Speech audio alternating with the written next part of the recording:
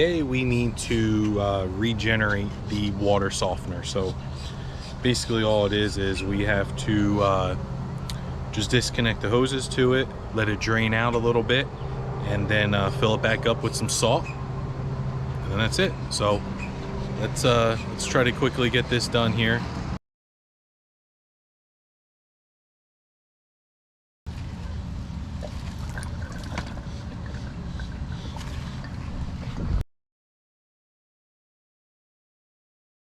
So why is that still draining?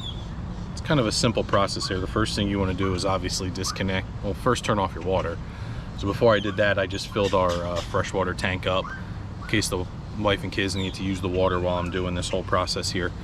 And then once you turn off the water, you just disconnect the in and out hoses. You tip it over, which I was afraid to tip it over, but that's what they said to do because you want to get all the water that's in there out. And then we're still kind of draining here, almost done. But then once we're done here, what we're gonna do is we're gonna flip it back over, the right side up, and we're gonna knock it against the ground a little bit.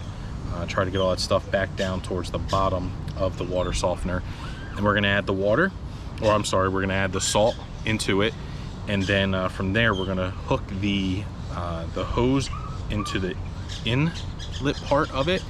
And we're just gonna barely turn the water on. We're gonna get like a pencil-sized stream of water coming out. I think for about 5 or 10 minutes. I'll obviously double check and watch somebody's YouTube video on it. And that's it. And then we'll run it at full blast for a few minutes, and then we'll hook it back up and we'll test the water and make sure the water is soft again. So.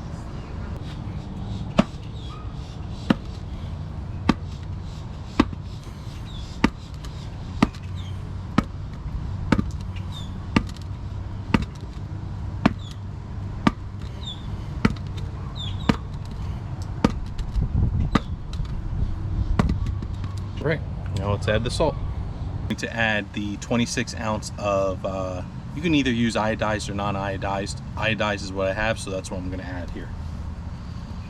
So we're just going to twist this cap off.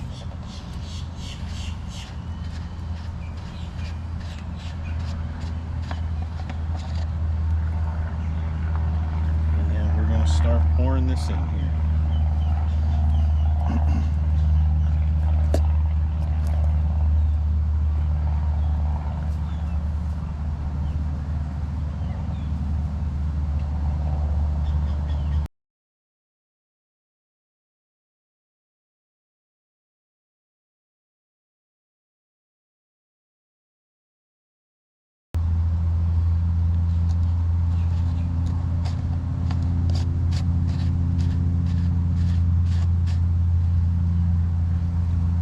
So next up, we're just going to add the hose to the inlet side here. We're going to get just a small little stream of water to come out for about 12 to 15 minutes. So let me go ahead and get that hooked up right now.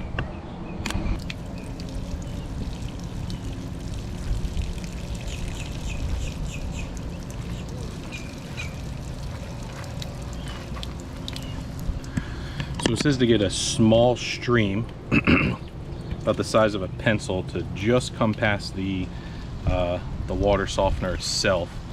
This is about as good as I can get it with this water here without it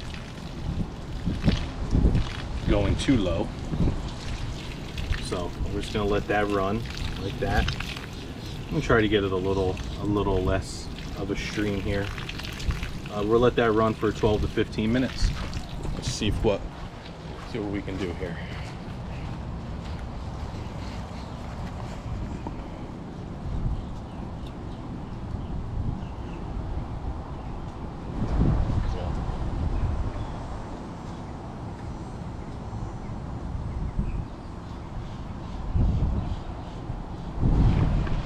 All right, I think this will work better. I think this will be good here. Get better light, better angle here. So we'll let that run right there like that for 15 minutes.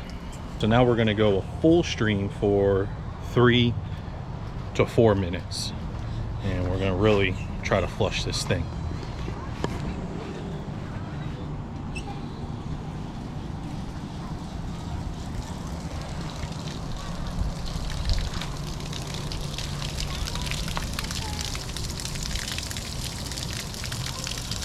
Tell I'm not a veteran YouTuber yet because I forgot to record a couple of the steps here. So basically what I did was I just used the test strips that come with the water softener,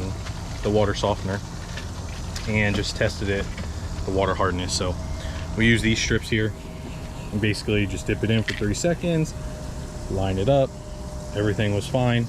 It came back in between the first and second one. I don't know what the numbers mean, or do I care to know? I just know that they were at the level they were supposed to be.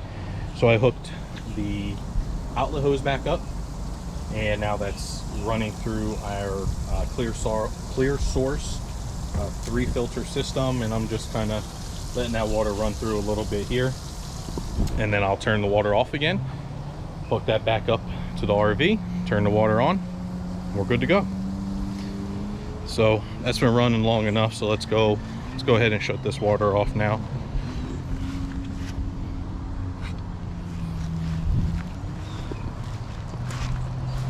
And let's get that filled back up. Here we go. If you don't have these 90-degree elbows, highly recommend and suggest them. Got a water pressure of about 50, which is about where I like it. Just under 60 is what I prefer. All right, let's flip the water back over to city water, which is down, left, up, right. So now we are on city water. Let's turn the water pump off. And now we're hooked back up, and fingers crossed that this water tastes good. So we'll check that out in a little bit.